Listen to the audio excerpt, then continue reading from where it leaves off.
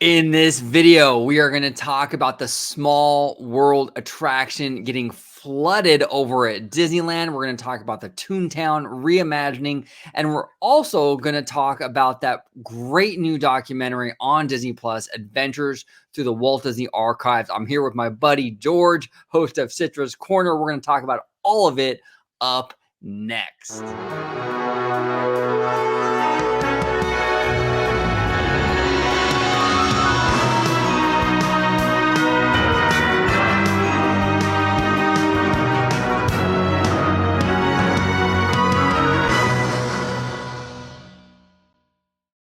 Welcome aboard, everybody, to another episode of Orange Grove 55. I want to thank you all for joining us today. We have a lot to discuss, but before we dive into any of that, I want to introduce my fantastic host, my great friend, my collaborator, George, Mr. Disney Family Man 23. How you doing today, George? I'm doing great. Thanks for having me on. As always, I love coming on and discussing Disney with you guys.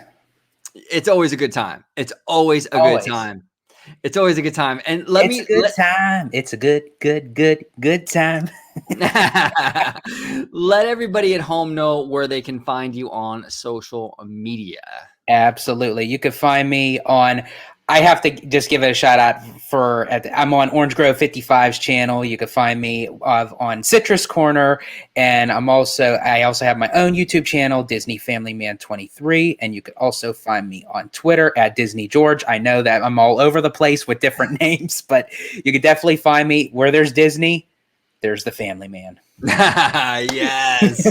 Yes. You know what, George? Actually, send me the links to all your social media, and I'll link them in the description down below. I mean, Citrus Corner, they already know that because it's on this channel. But like your Instagram and, like you said, your Stitcher and all that other stuff. Yeah. I'll link all my other. I'll send you the links for those, so everyone could find it directly through Orange Grove 55. Absolutely, yeah. Send me all those links because I think it'd be great to have them down below so everyone can actually find you and everything. Because, like you said, you have a few different names, so want to make sure everyone follows you on all the appropriate platforms. Awesome. Cool. All right, let's dive right in. We're going to start off with Small World. So It's a Small World at Disneyland on, I believe it was November 10th. The news broke. I believe it was the OC Register that actually broke this story. Apparently, when they were refilling the flume for this attraction, there was a leak that like in the flume, right? So when they filled it up, it like completely flooded like the basement and all this electronics and all it basically, as they were filming it normally, it filled up 10 times more the amount at a rapid pace than what it really should. And it ended up, as you said, overflowing everything. Oh, it's absolutely crazy. Absolutely crazy. So supposedly this did a lot of damage to a lot of the electronics, a lot of the mechanisms. I mean, this is a really old attraction. We're dating back to the 1960s. And a lot of this stuff, like I guess according to the OC Register, a lot of the equipment dates back then, which is surprising to me that it hasn't been updated since the 1960s. That's a whole nother thing. But what are your thoughts on that, George? Like, what are your feelings on this? I mean, is this something that accidents happen, or is this more or less like kind of like malpractice for Disney? I mean, they should have updated and kind of taken care of this. So what are your feelings? First off, I have to say, I feel really bad for Disneyland. The poor park can't just get ahead, for like any time that they try to, because I know that they were changing over for the It's a Small World holidays, which I know is immensely popular during the Christmas season. And the thing that kind of frustrates me is I know certain companies that had these very old, outdated computers. Didn't do nothing about it. I mean, these were like 50, 60-year-old computers. Like computers like before it even had like the AOL dial-up, you've got mail sort of thing. It was before that time. Wow. And they would do nothing about it. Well, here, the whole entire system crashed. And they had to scramble about replacing every single computer system in that facility. And that's kind of where I am with It's a Small World, where, as you had mentioned, that they have this outdated equipment, outdated, source material to keep this ride functioning since even before Disneyland. You have to think it got transported over from the 1964 World's Fair. I mean, that was a lot of moving and putting together, and it's still standing where it's. And I know it goes down for like refurbishments, but I think after that amount of time, you would think that they would have updated a lengthy refurbishment to replace those mechanisms and that equipment, so this situation wouldn't happen. Now, if you kind of go back, and we have a follower and listener, I do apologize, I cannot remember who wrote us on Twitter about this subject matter, where they mentioned World of Color. And when you think of World of Color, it's an outdoor nighttime show with the barge, but they have a lot of electrical, issues, and they had to, with safety. And look how long that took. So you think when you actually take this enclosed building that's been around for over 55 years, 55 plus years, with animatronic dolls, animatronic figures, that you mix it with overflowing water, really, that concerns me of how long this ride is going to be down. Yeah, no, that's a huge concern, And I'm also concerned about whenever you have that much water in, like they even said in the OC register, like the water was coming into the basement, right? The basement level. Did it do any damage to the foundation of the attraction? I mean, oh man, I don't know. And that's the worrisome part, because with World of Color, it's already in water.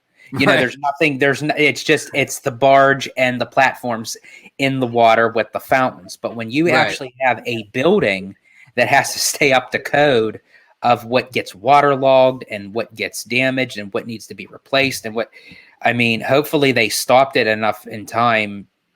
I mean, obviously there is probably damage to it, but hopefully not enough where it's going to be done for 1+ years of fixing. I hope not. I really hope not. From what I heard that they want to try to get this up and running by early 2022, which even early 2022 completely kills the holiday season. Yeah. Which is interesting because Disney just rolled out that Merriest Nights thing. Yeah. Right? That the upcharge event. And that's a huge selling. See, Small World is a huge selling point. I mean, that's a big part of Disneyland's holiday thing. That's like you paying. I mean, there's other stuff to experience, but that's like people paying for Oogie Boogie Bash, and all of a sudden Mission Breakout goes down and no one can ride it. Yes. It's a bummer. It's a huge bummer, because that should be part of that extra ticket price that you pay to get into that event. And of course, it's not Disney, as you said, accidents happen, but sometimes you also have to look back and think, okay, how can we prevent things from happening? Let's stay ahead of the game. No, you're absolutely right. I mean, and look, I'm kind of, and you are too. We both are. We're very much glass full kind of guys, right? Yes. Yes. But there are certain things like you just look at it and go, come on, Disney. Like this attraction, like you said, has been around for 50 plus years. It's gone through more than multiple refurbs. Like you couldn't splurge a little bit, update the computer systems or whatever. There's no excuse for anything in this attraction dating back to 1960 something. I mean, it really should all be updated and constantly upgraded to kind of meet today's standards, at least to some degree. I mean, I would be even forgiving if it was like 1990s technology, Yeah. I mean, but this is 60s. I mean, even if you look at, I know this is kind of going a little bit off talk, but I mean, it's on it. Even look at the Matterhorn. I mean, that track needs some heavily refurb. Oh, yeah. I mean, massive, massive. And Matterhorn does go through yearly refurbs. I don't know exactly to what extent exactly it goes through. But it does shut down for refurbs annually. I mean, it is an annual thing, but yeah, I don't know to what extent. I don't know what they're exactly replacing or adding to it. A refurb could be paint too. You know, it's a lot of these older rides need a lot more love. And this really worries me too, living in Southern California when we are prone to earthquakes. It worries me when you have a lot of these structures, these iconic structures, the Matterhorn, Small World, Sleeping Beauty's Castle, things like that, that, you know, a lot of stuff in there hasn't really been touched too much. That worries me if we do have, God forbid. Now, as far as like the history of the park, has the park ever been affected by any earthquakes? Well, Northridge earthquake was a big deal. I know Northridge, I lived in the San Fernando Valley at that time in 1994. So I felt it big time. Okay. That was a monstrous earthquake, but there was some damage to Disneyland. But I think it was mostly around the hotel, Disneyland Hotel. I don't think it really was the parks. But as far as I can tell, no, I don't think Disneyland has ever had significant damage from an earthquake. Now, let me ask you, I know you're not like too overly familiar with Walt Disney World, but you know more of like the logistics of how things are run. Right. Do you think of how they are both run completely different? Is Disneyland are they more ignorant to the fact of not paying attention to say, hey, if a natural disaster happens, we're safe, we're good to go, as opposite of Walt Disney World? Because I know Walt Disney World has a lot of, you know, ways of getting around weather, hurricanes, flash floods, tropical storms. Do you feel that Disneyland has that same outlook when it comes to, as you suggested, like with earthquakes? It's tough because I hope they do. I don't know for sure. I don't know the internals, but I hope they do. The situations are a little different just because with a hurricane, you know, days, even maybe a week in advance that it's going to hit. Right. So you can board up windows, you can prepare, you can lock down the fort basically before it hits. An earthquake can just about happen at any time. You know, the Northridge earthquake hit at like 4:30 in the morning, you know? So, and you don't know how big it's going to be. You don't know how long it's going to last. That's a variable that's hard, you know, when you're dealing with this kind of stuff. But I do see a lot of stuff at Disneyland Resort that concerns me in regards to earthquakes. The monorail beam is a big oof. Gosh, you know, I mean, that's the 1950s, not even 60s. That's 1959. Yeah, you know, and man, I really hope, George, I hope they've retrofitted this stuff. It can withstand a 6-point plus earthquake that hits Orange County or something like that. I really do, because a lot of stuff that's older, the castle, the monorail, like Tiki Room and Small World, all that stuff, you know, these are like icons. This is like almost, you know, like national history to a lot of, you know, to a sense, right? Yeah. The castle is an icon, and I would hate to see any of it I would hate to see, you know, I would hate to lose any of it. Yeah, because even if we know automatically Disney would be up in arms to repair that immediately, but just the visual sight of seeing the castle, God forbid, a piece of it, even just one piece of it missing, I mean, us as fans would go hysterical, thinking, oh my gosh, what we see as this invincible structure actually can bleed blood. Well, yeah, and the issue too is like, you know, in terms of sentimental value, it's like, okay, so God forbid, let's say an earthquake hits and the castle needs to be rebuilt, right? After the earthquake, it's no longer Walt's castle then. You had to rebuild it from the ground up, and that's upsetting. So I would hope that Disney would retrofit and take steps now to prevent that from happening. Yes. And I hope they do. But this Small World flooding situation worries me because it kind of shines a light on this, right? It kind of shines a light on this, saying like, there's technology in that attraction that has not been touched since the 1960s. Yikes. I mean, that worries me for earthquakes and other stuff. It kind of takes my brain down that rabbit hole a little bit. And it does worry me because I love this place so much. And you do too, you know, we just want to see it like, you know, we want it. Survival of the fittest, so to speak. Yeah. Right. We want it to be around for generations to come. And it's hard when you have outdated kind of crumbling infrastructure.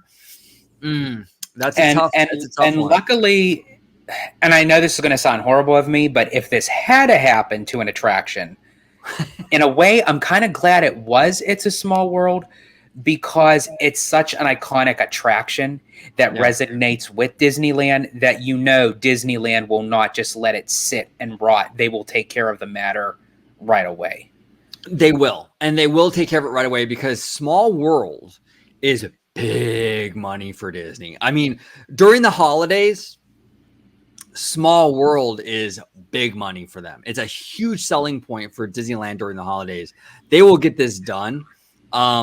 It's going to be a few months, I'm sure, but they'll make sure that it'll get fixed, and they're gonna rush to get this open. But I think in terms of this holiday season, no, I don't think so either. There's no way. They would have to literally rush it, and honestly, they would have to Mickey Mouse it to you know, and you can't afford for something else to happen where it takes it down even further.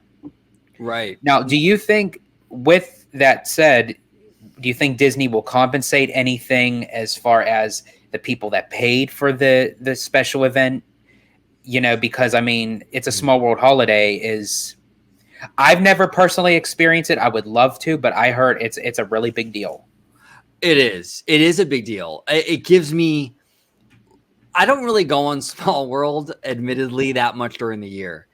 Small World holiday legitimately gives me goosebumps. I get goosebumps riding that attraction. It's just such a, and I hate saying this because it's so cliche and kind of cheesy, but it really is a magical moment, George. If you ever get a chance to do it, do it. With the lights. Yeah, I do. I've experienced Halloween and Christmas at Walt Disney World. I experienced Halloween at Disneyland. The only one I haven't experienced was Christmas at Disneyland. Oh, I'm telling you. If you thought Halloween was good, Christmas will blow your mind. It will blow your mind. In a Small World, with the lights, it just, oh my God. I mean, I've seen videos and photos and everything. It kind of gives me that sense of how they used to do the Osborne Spectacle Family of Lights at Hollywood Studios at Walt Disney World, where it's like you just see these massive lights, like just covering the structure itself, and with the music and everything, I could just imagine what it's like in person. It's incredible. It's absolutely incredible. I hope maybe next year when you experience it, I'll go with you. we'll do it together. I mean, I think it would be a phenomenal thing. I mean, you really will love it. You will absolutely love it.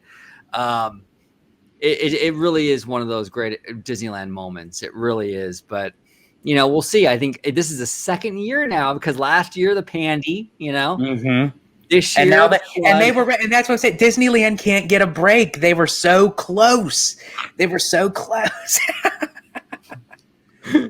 can't catch a break. You know, I didn't tell you, Small World, between the Pandy and the flood. What's next? The locusts. What's going on, man? It's crazy. It's absolutely crazy. But I do hope. Look, I do hope Disney updates. Well, now they kind of have to update. The infrastructure for Small World, the electronics, the mechanism. They're going to update it. I hope this is an eye opener, though, for anything else at the Disneyland Resort that's older and aging. Monorail beam, Sleeping Beauty Castle, Tiki Room, whatever it is.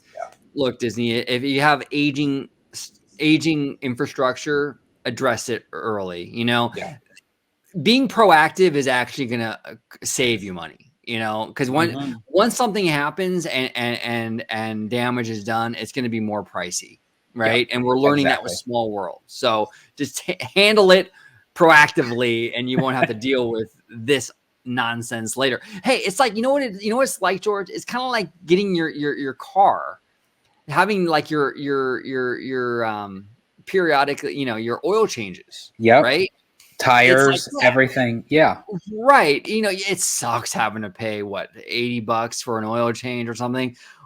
But it's better than the alternative. If you don't do the oil change, how much it'll cost you, right? Yep. Same idea here, Disney. Just take care of it now. It'll save you money in the future. So that's all I can really say about it. Yep. I agree. Yeah. Yeah. So moving on to our next topic. Now, I've done a lot of videos on this already, but I've never done one with my buddy George or even Dre. I've only done solo videos on this Toontown Reimagining. And I wanted to kind of pick George's brain a little bit on this. What are your overall thoughts on the concept art that we saw for this reimagining? Do you love it, hate it, like it? Just the overall look of it, I absolutely love it. I love how, especially, and Dave from Fresh Baked had mentioned it also. I love the greenery.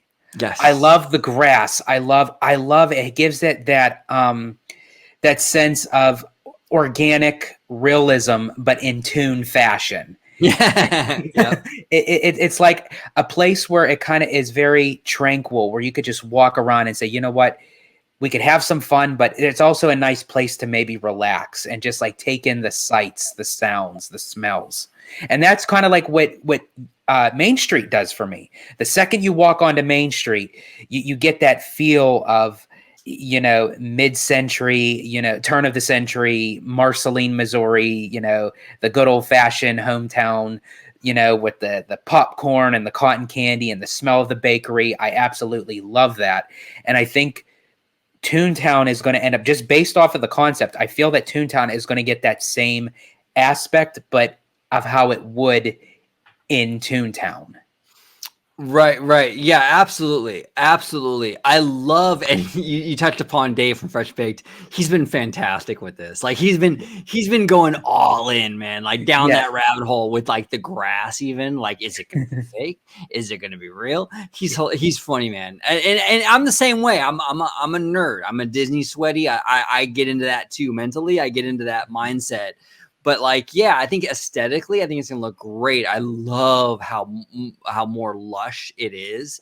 Toontown is a very like cement, plasticky looking environment, and I think that was one of the big mistakes they made when they built it in terms of like not having enough trees. It does feel very just kind of like overly. It has that organic feel. It really, that for me, that's what it does. It has a sense of natural beauty that, Toontown, if you watch even the Mickey Mouse cartoons, they have grass, they have shrubbery, it's like, so, right. Exactly. bring it to Toontown.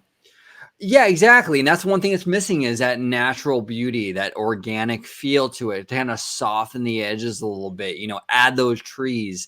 Because they're having Central. I don't know the actual for the park. Centennial Park. Yeah, Centennial Park. So I mean, already they kind of have like, I guess like it's going to have like that Central Park in New York type of feel, benches, green grass, trees, walking paths. So I think that'd be really, really good for Toontown. Yeah, and in the art, you see a lot of people kind of lounging, a lot of families kind of having like almost like picnics on these grassy little hills or whatever.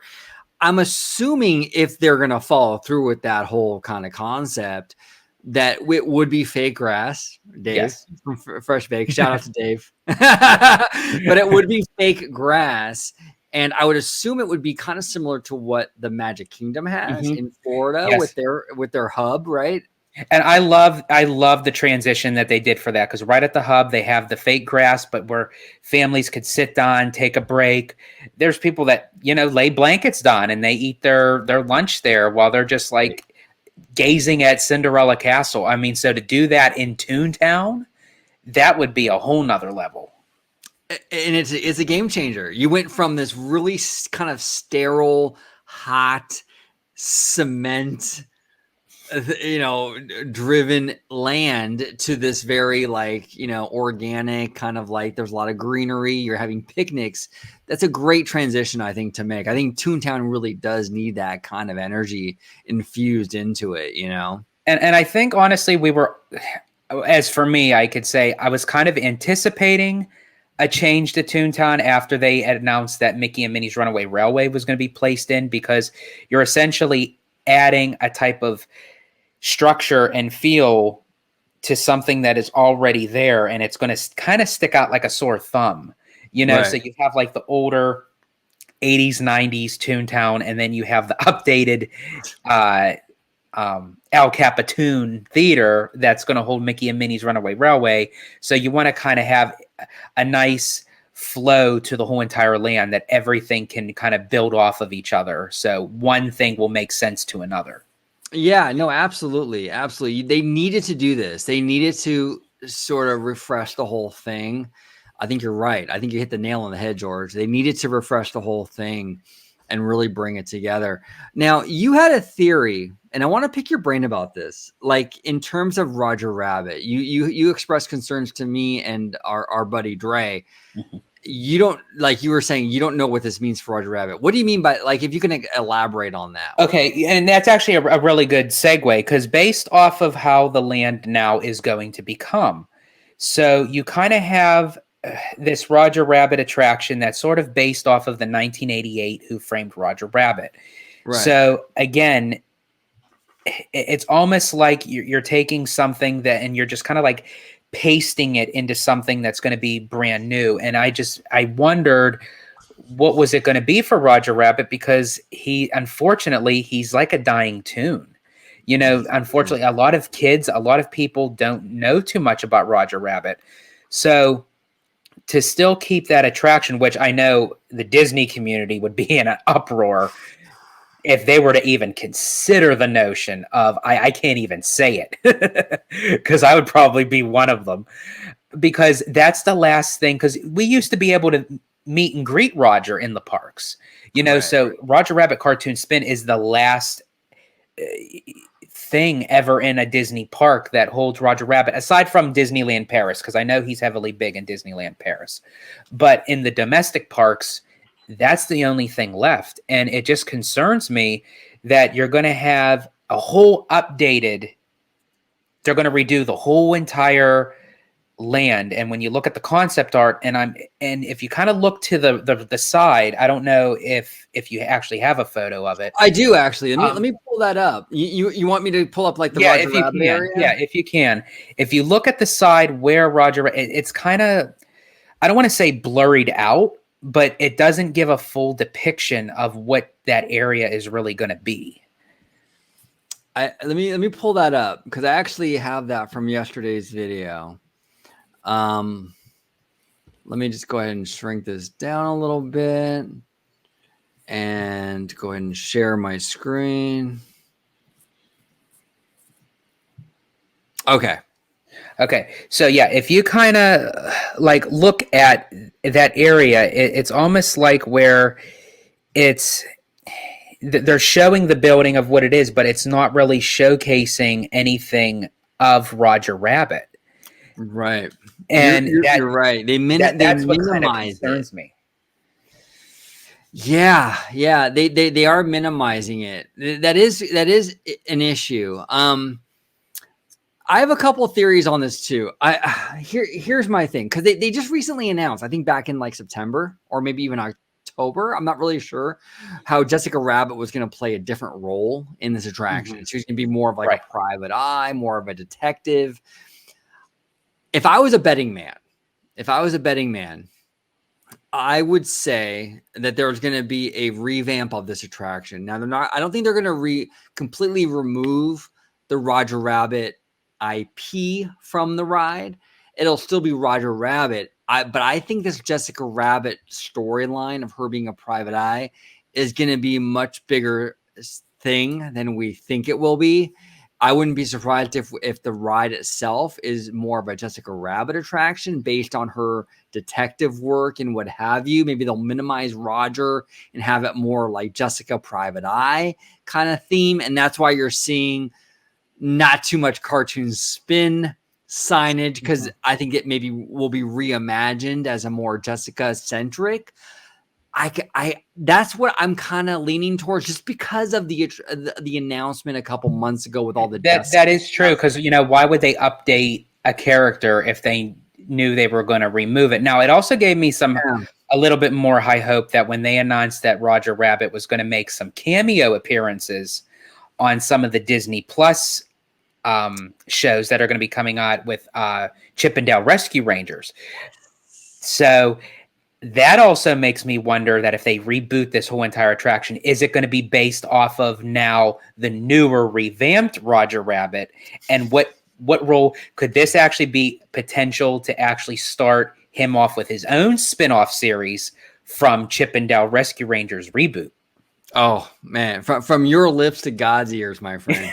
And here's the thing, and I hope any Roger Rabbit stuff that they do, I hope that Steven Spielberg is very much involved. Yes, Steven Spielberg is a genius. The stuff that he's done, even for Warner Brothers, like with Tiny Toons and Animaniacs, even the new Animaniacs on Hulu, which is brilliant, which also Steven Spielberg is assisting them on. You got to bring Steven Spielberg on, Yes. So I hope if they are doing that Roger Rabbit stuff in the Chip and Dale hybrid live action movie for Disney Plus, they got to have Spielberg having some input on that, some creative input on that. Spielberg has a way. Oh man, his stuff is just, oh God. No matter what he touches, he's like the golden child. He's like King Midas. Everything he touches, it just turns to gold. It does. And he has a way of Spielberg is really brilliant, because what Spielberg does is he makes it family friendly. Like you could watch Animaniacs with your kids. Okay. It's not like inappropriate. You know what I'm saying? It's not like vulgar or anything, but Spielberg has a way of sort of creating this family friendly content. But then there's stuff in there that's like a little nod and a wink to the adult washing. Yes. And he does that beautifully. And I don't know if Disney can do that. I really don't have much faith in Disney without him there. Especially in today's time, I don't think Disney would even go down that route to even attempt to. No. Yeah. I'm actually shocked that Jessica Rabbit's even a thing in this attraction, because she's a pretty, let's be real, she's risque. She's very risque. Yeah, she's a pretty sexualized character. I don't care if you put a trench coat on her and call her a detective, it's still going to be an issue, kind of. And that's what Disney really has to realize, is when you automatically put a character out there in the world that's been there for over 30 plus years, you're automatically still going to see that character for how she is, as that lounge singer, long legs, sequin dress, sitting down playing patty cake, that's Jessica Rabbit. And let's be honest, man, it's not her fault. She's just drawn that way. She's drawn that way. No, you're 100% correct. Yeah, it was a different era for sure, a different time period. But I trust Spielberg to handle it, especially after watching how he's handled the Animaniacs. He's gonna, if he's part of this, he will definitely it'll definitely be tastefully done. Yeah. Totally. And hilarious. And I'm for sure, honestly, at some point or another, with her being a private eye, I'm for sure there's going to be some booby traps, along the way. We can only hope so, my friend. We can only hope so. So now, moving on to our next topic, we're going to talk about Disney Plus and this new documentary that came out called Adventures Through the Walt Disney Archives. I watched it the other day. I know you've watched it. What are your overall thoughts on this kind of love letter to the Walt Disney Archives? I love how they actually had a storyline with it. Right. You know, it wasn't just, okay, let's just go walk in. We'll take you through a tour. I mean, there was the storyline where producer Don Hahn took us through the different angles of the Walt Disney Archives and what is part of this immaculate company of what happens, you know, in the research library and you know, with the animation cells. And the whole storyline is he's trying to get to Walt's office. And no matter how hard he tries, he just gets segued into go to this department, go over to ink and paint, go over here. And he's still very excited about it because he learns different stuff and new stuff along the way.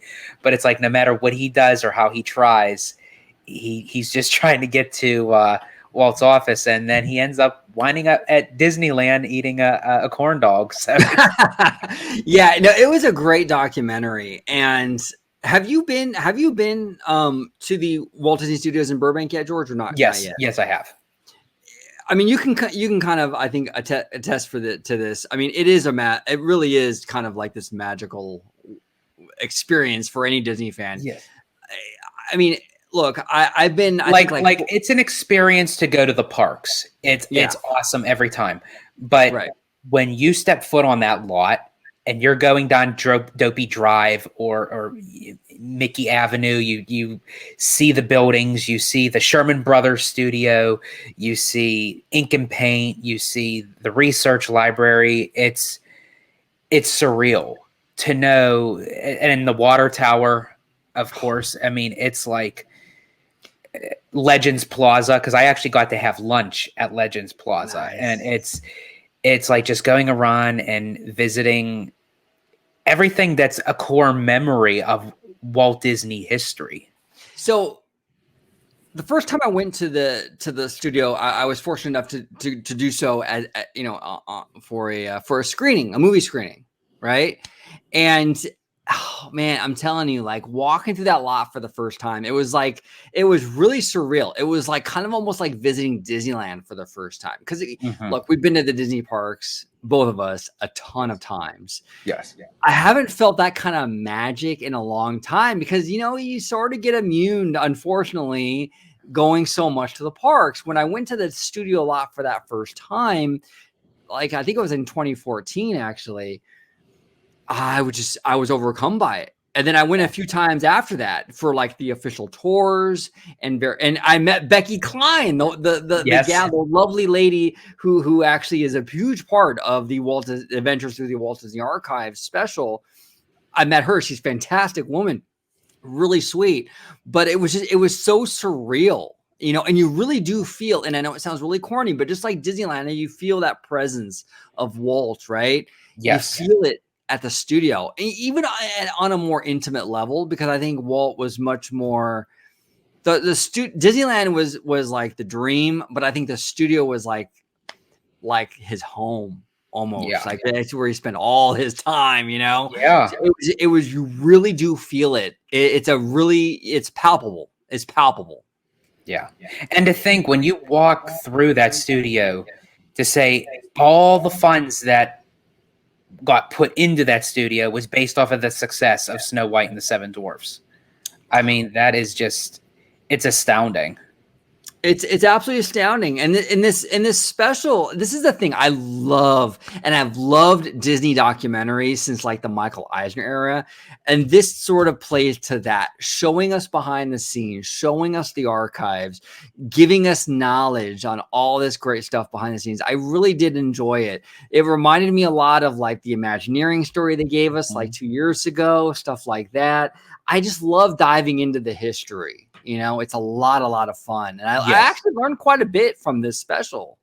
Oh, absolutely. And, you know, as I said, I love like the sarcastic puns and everything that Don Hahn delivers, but it definitely transports you back into that time, especially when they show photographs of where Walt stood, and right where Dawn was standing is where Walt stood, and in his backyard, because he got to actually visit Walt Disney's home.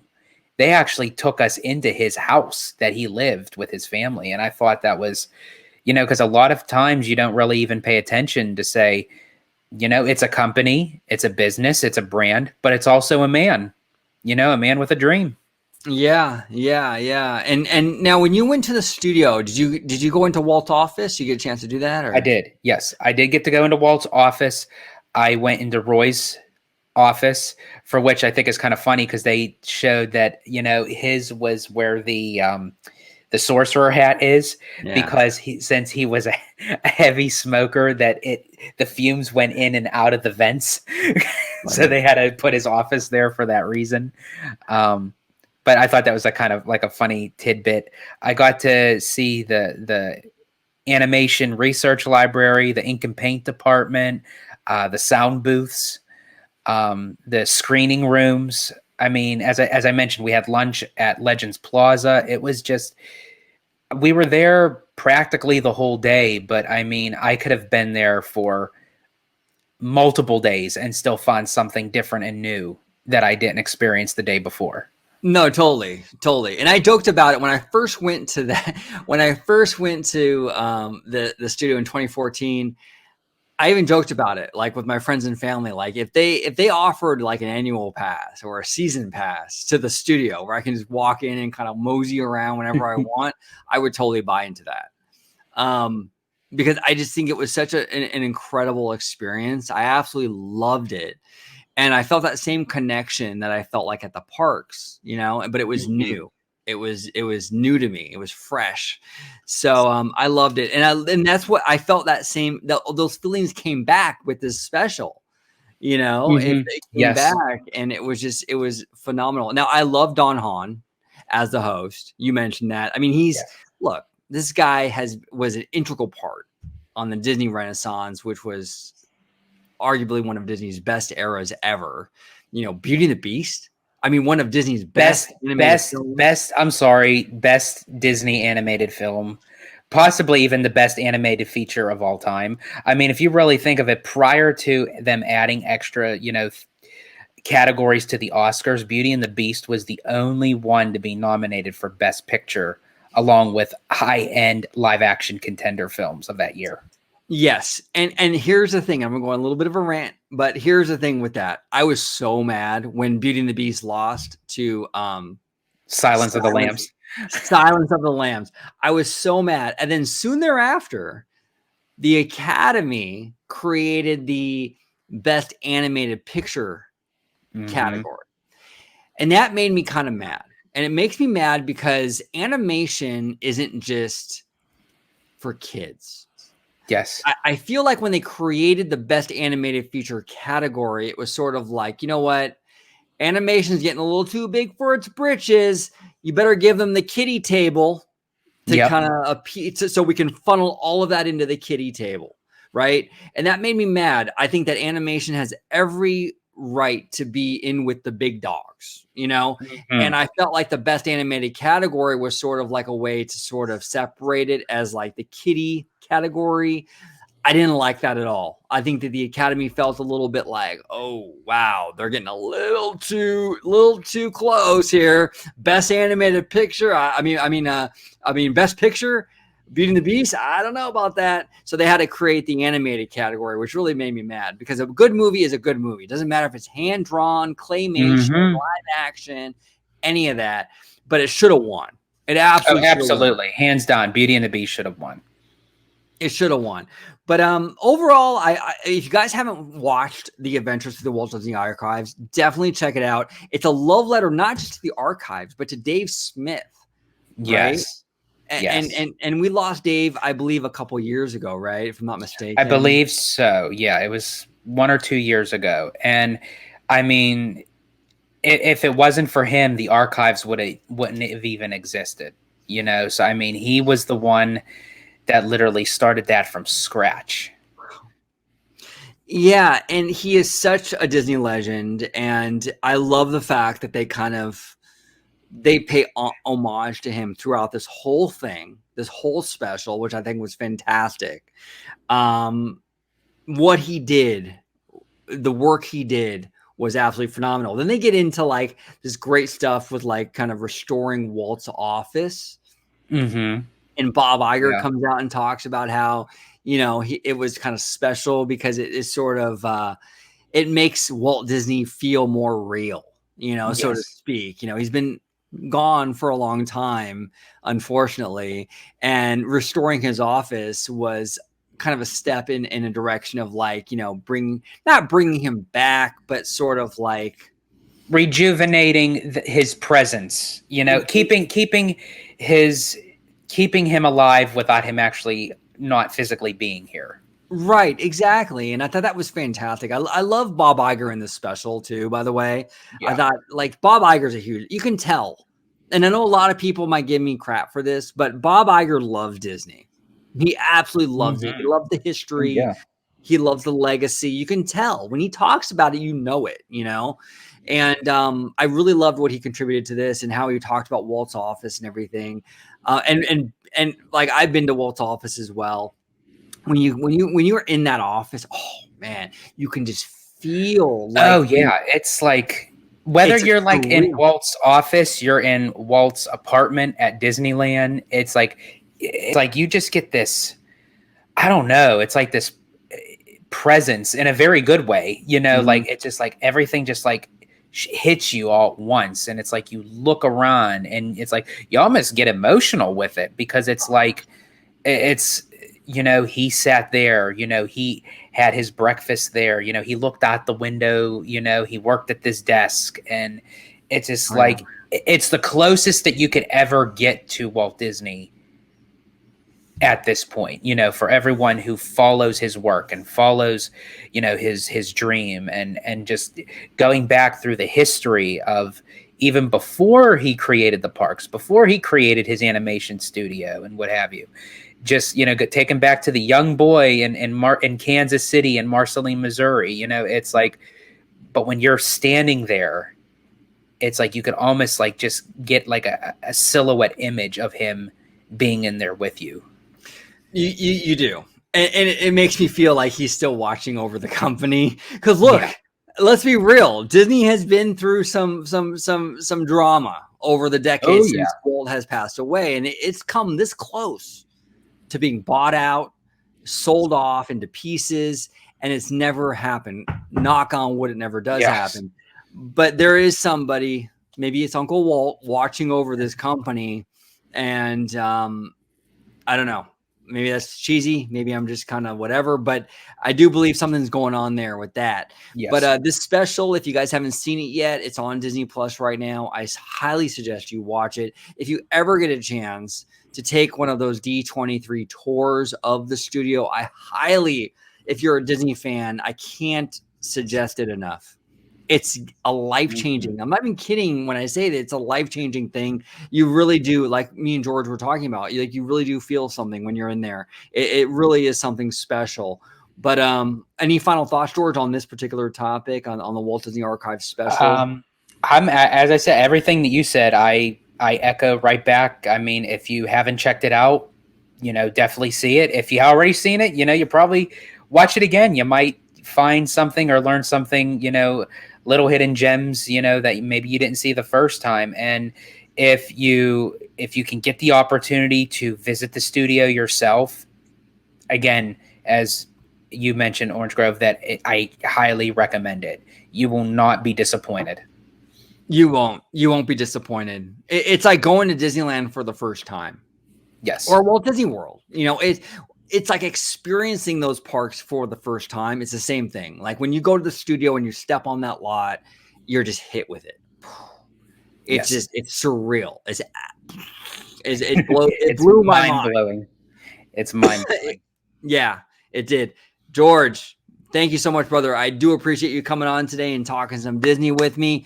If you can let everybody at home know where they can find you on social media. Absolutely. You can find me on Orange Grove 55 with Citrus Corner. You could also find me on my own YouTube channel at Disney Family Man 23, which is also my Instagram.